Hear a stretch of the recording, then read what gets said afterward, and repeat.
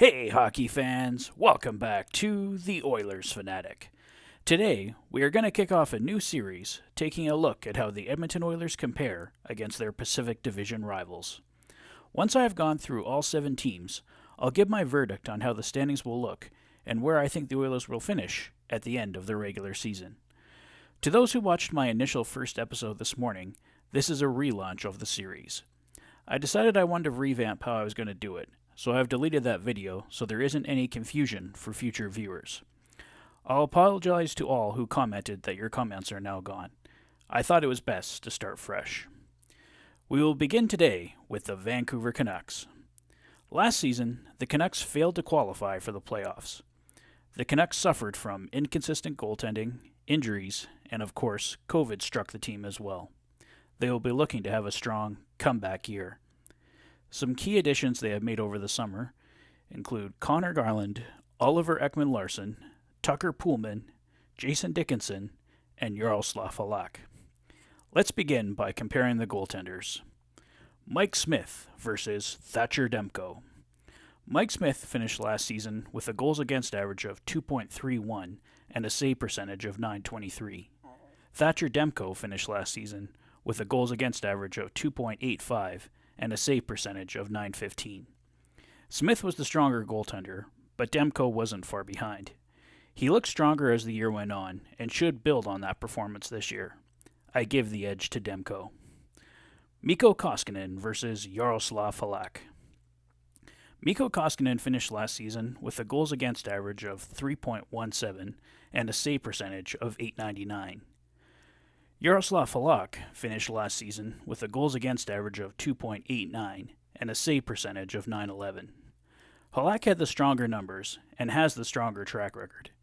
Koskinen could surprise with a bounce-back year, but if I'm going by today and past success, I have to give the edge to Halak. Overall, I give the edge to the Canucks. Let's move on to the defense. I will compare the projected top 4 D-men for each team. Darnell Nurse versus Quinn Hughes. Darnell had a breakout season last year and just signed a massive contract based on that success.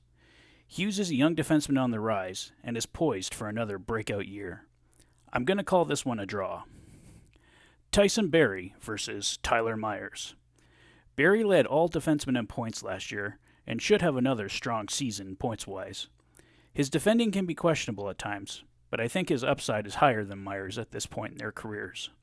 I give the edge to Barrie. Duncan Keith versus Oliver Ekman-Larsson. This is the battle of the former heavyweight defensemen, each starting fresh in a new city and both motivated to prove their naysayers wrong. Larsson finished slightly ahead points-wise last season, but it's a close call. I'm going to call this one a draw as well. Next fall, we should be able to rate one ahead of the other.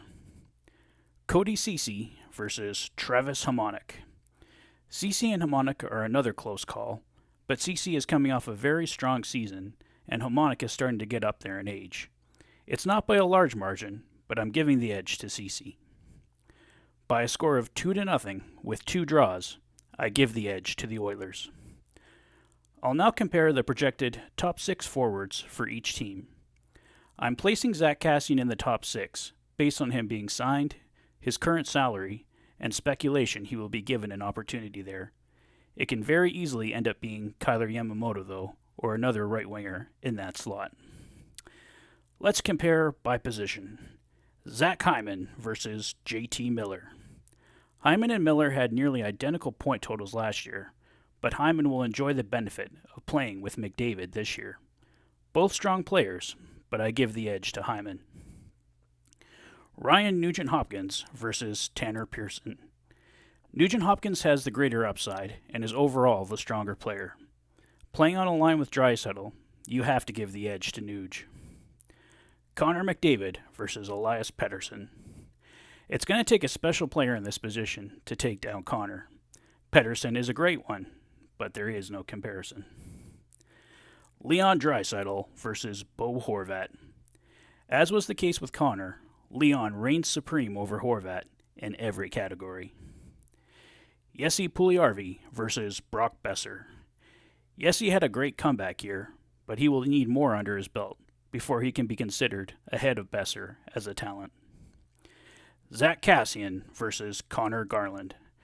Kassian had a shortened year last season, but this one remains no contest. Garland runs away with it. By a score of 4-2, I give the Oilers the edge.